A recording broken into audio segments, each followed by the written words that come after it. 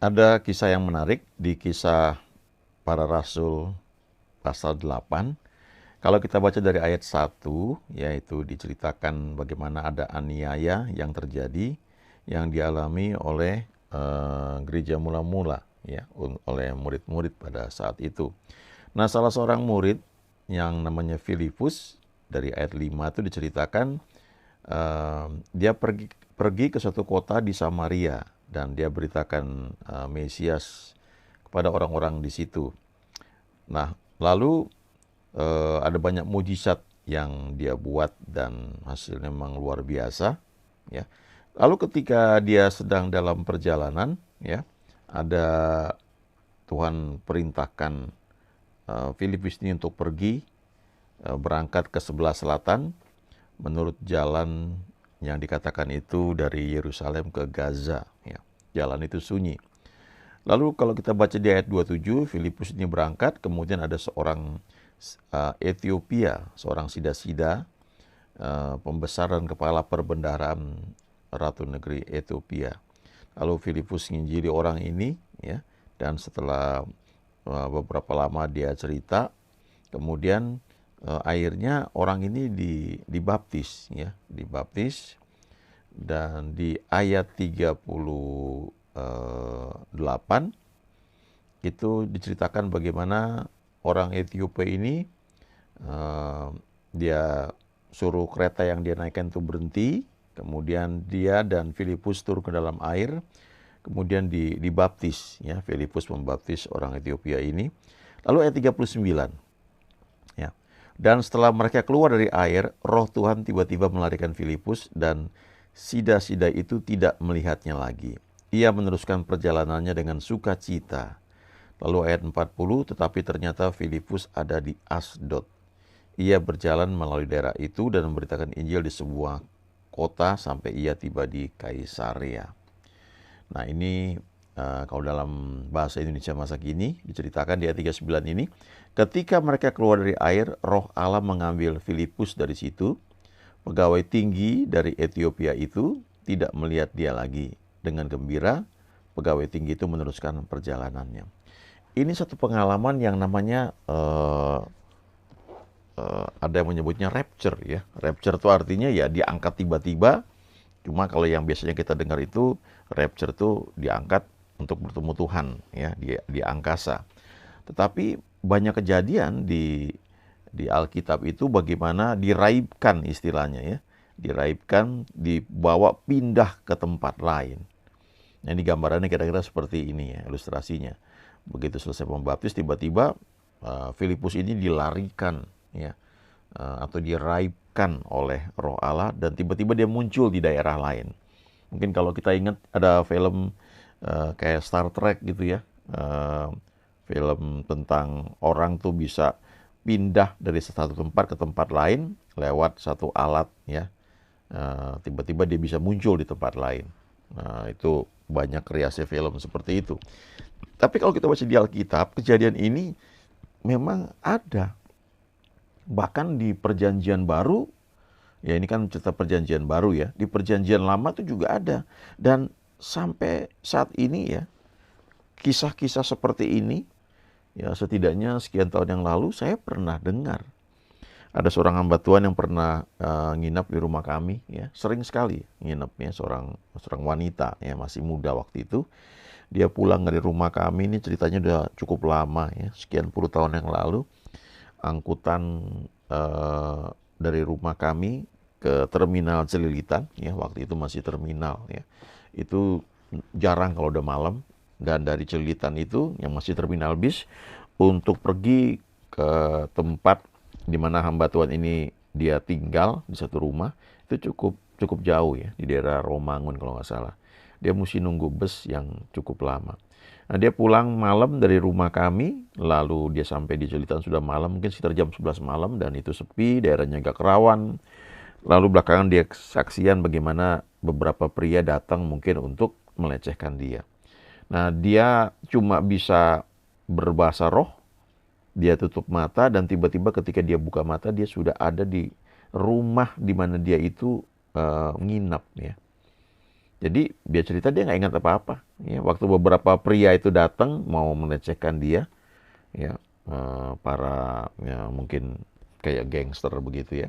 Dia cuma berbahasa roh saja. Dia bilang dia tutup mata, dia nggak lihat apa-apa. Dia buka mata lagi, dia sudah berada di rumah, di depan rumah di mana dia tuh mau pulang. Ya. Itu kalau diperkirakan dia naik kendaraan umum, dia butuh waktu mungkin bisa sejam ya, atau ya hampir sejam ya. Dan waktu dicek waktunya tuh ternyata cepat sekali. Jadi kesimpulannya cuma satu ya, bahwa dia itu diraibkan. Kisah ini juga ada di 1 Raja-Raja pasal 18. Ini cerita mengenai Nabi Elia ketika dia sudah membantai nabi-nabi Baal, lalu dia berdoa. Ya, dia naik ke gunung, dia berdoa 7 kali, dia sujud sampai akhirnya bujangnya melihat awan sebesar telapak tangan sudah muncul. Ya. Kemudian Elia bilang kepada bujangnya, dia bilang, "Pergilah, katakan kepada Ahab, pasang keretamu dan turunlah. Jangan sampai engkau terhalang hujan." Maka dalam sekejap mata langit menjadi kelam oleh awan badai, lalu turunlah hujan yang lebat. Ahab naik kereta lalu pergi ke Yizreel. Tetapi kuasa Tuhan berlaku atas Elia. Ia mengikat pinggangnya dan berlari mendahului Ahab sampai ke jalan yang menuju Yizreel. Nah, ini yang istilahnya diraibkan ya. Tiba-tiba kuasa Tuhan berlaku atas Elia, lalu dia bisa lari cepat sekali. Dulu ada film serial di televisi ya, The $6 Million Man. Ya, kira-kira seperti itu. Dia bisa lari cepat sekali. Ya. Nah, ini pengalaman diraibkan. Kalau kita baca ini kelihatannya, wah kok bisa begitu ya. Tapi kalau kita mungkin berada di lingkungan di mana mujizat itu sering terjadi, atau kita dengar cerita-cerita mujizat, ini bukan hal yang aneh. Ya, bentuk terjadinya itu bisa macam-macam. Satu ketika saya ngobrol dengan salah seorang adik rohani ya. Lalu kami ngobrol, lalu kami tiba-tiba ingat, loh, kami ini punya pengalaman, ya baik saya maupun adik rohani saya itu agak mirip seperti ini dalam bentuk yang lain. Saya lupa persis ya pengalaman seperti apa, tapi kira-kira tuh waktu itu adik rohani saya itu sedang nyetir mobil ke Jakarta, ya.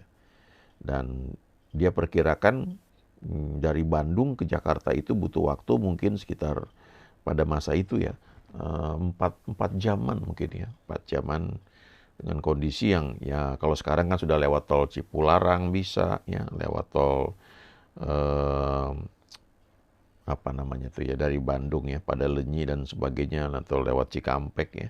Kalau dulu cuma ada tol Jagorawi ya, dan lewat Puncak tuh seringkali macet.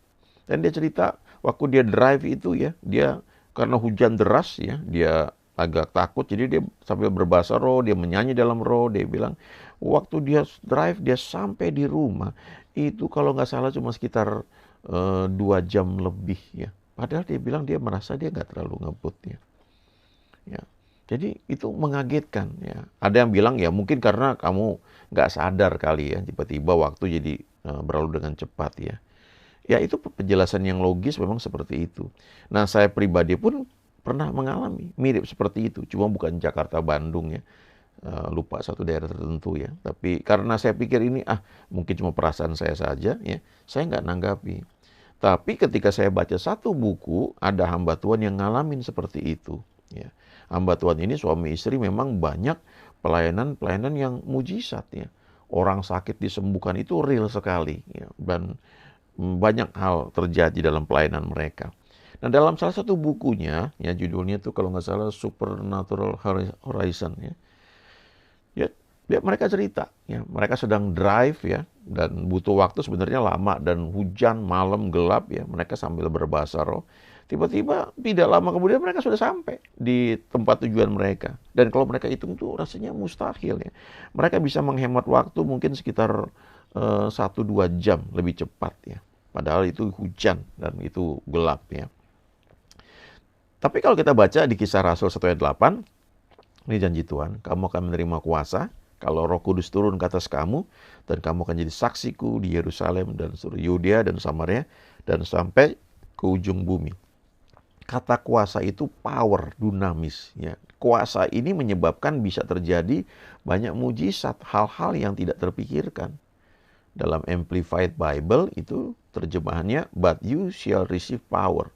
Kamu akan menerima kuasa. Nah, kata power atau kuasa itu diterjemahkan sebagai ability, ya, kemampuan, efisiensi, ya. Lalu might, ya, kekuatan. Ya. When the Holy Spirit has come upon you. Ya, jadi ternyata ketika kita itu menerima Roh Kudus, ya, menerima baptisan Roh Kudus, ya, yang seringkali ditandai dengan berkata-kata dalam bahasa roh. Ya.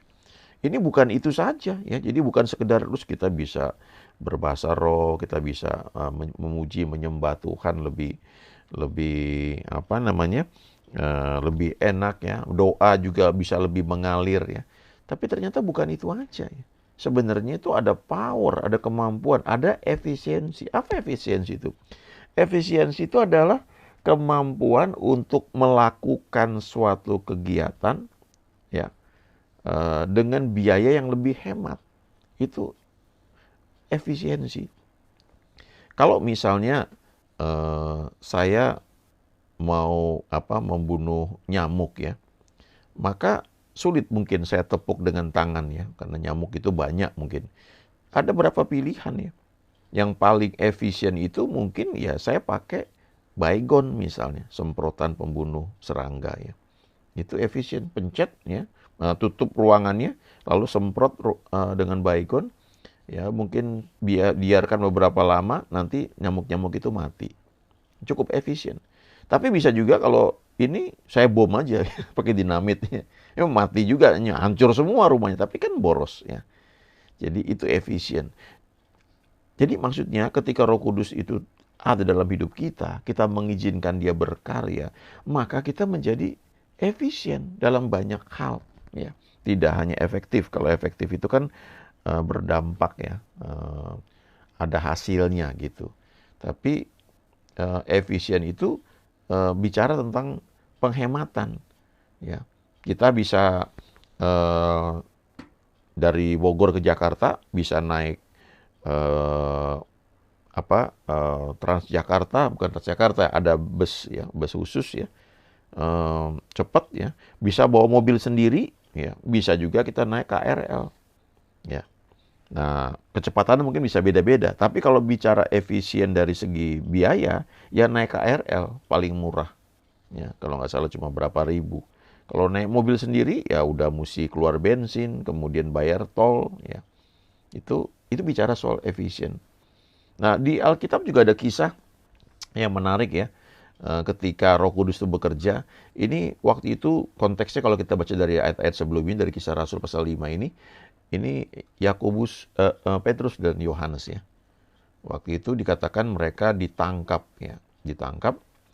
Di ayat 18 dikatakan mereka menangkap rasul-rasul itu lalu memasukkan mereka ke dalam penjara kota. Ayat 19, tetapi waktu malam seorang malaikat Tuhan membuka pintu-pintu penjara itu dan membawa mereka keluar. Katanya, pergilah, berdirilah di bait Allah dan beritakanlah seluruh firman hidup itu kepada orang banyak.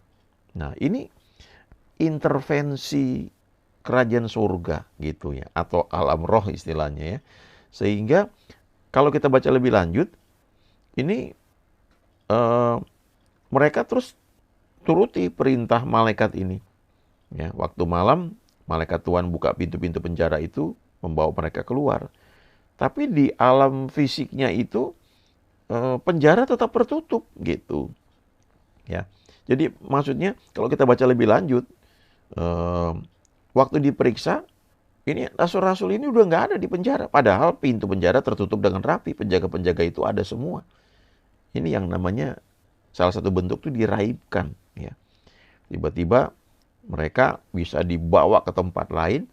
Ya, kalau di sini bentuknya ini ada seorang malaikat yang buka pintu sehingga mereka bisa keluar. Kadang-kadang itu terjadi, ya. Banyak kisah kalau baca buku-buku tertentu itu, ada dulu hamba Tuhan namanya Derek Prince juga ngalamin, ya. Tapi bentuknya lain.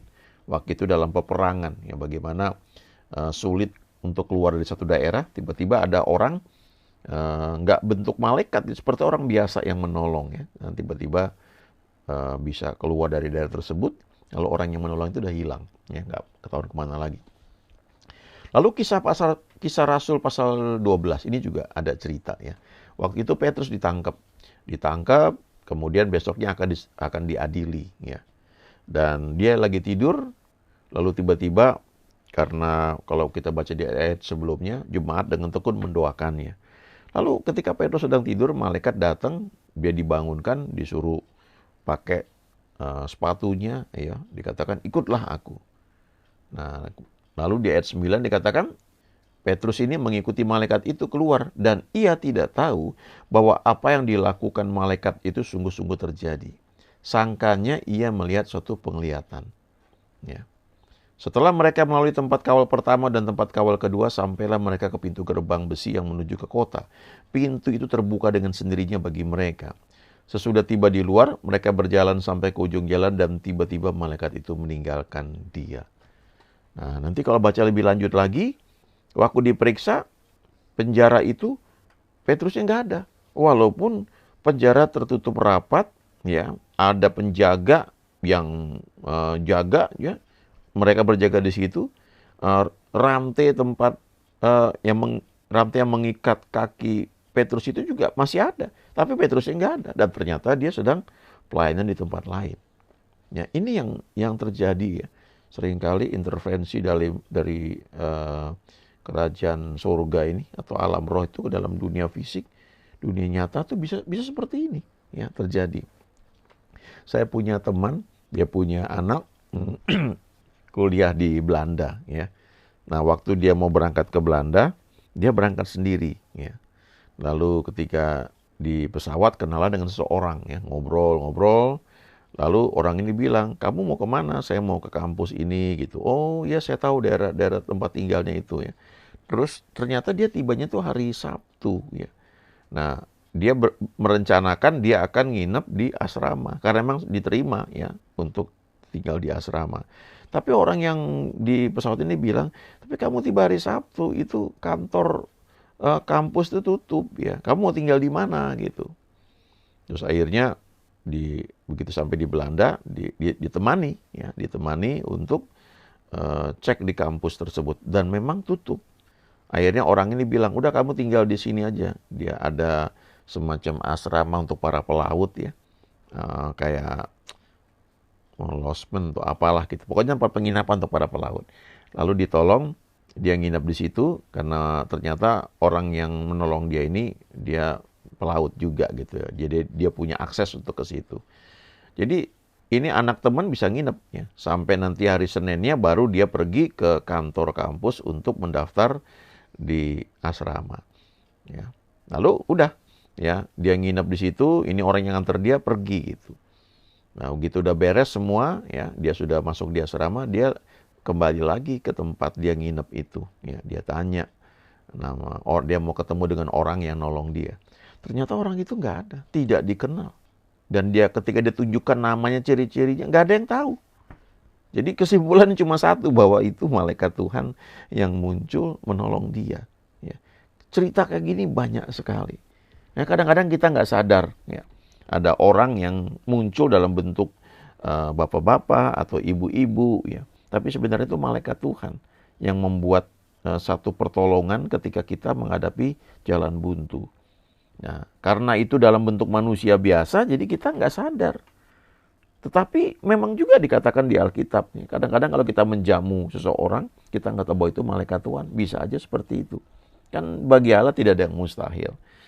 Tapi kalau kita baca kisah Filipus tadi, ya, dia diraibkan, itu sudah supernatural sekali. Ya, pekerjaan Tuhan yang luar biasa. Lalu ketika Petrus, Yohanes di penjara, lalu malam-malam malaikat buka pintu penjara. Mereka keluar, tapi waktu diperiksa besoknya penjaranya masih terkunci. Cuma mereka udah nggak ada di situ. Kemudian Petrus juga begitu. Ketika sedang tidur, malaikat bangunkan dia. Dan akhirnya dia dibawa keluar dari penjara, walaupun penjaranya besoknya diperiksa masih tertutup. Ya, itu intervensi dunia roh itu terjadi ya ketika kita ini memang mengizinkan Tuhan itu menuntun hidup kita. Ya. Ada hal tertentu yang secara natural nggak bisa, lalu Tuhan buat secara supernatural. Dan itu tersedia semua, karena bagi Tuhan tidak ada yang mustahil. Ya, amin.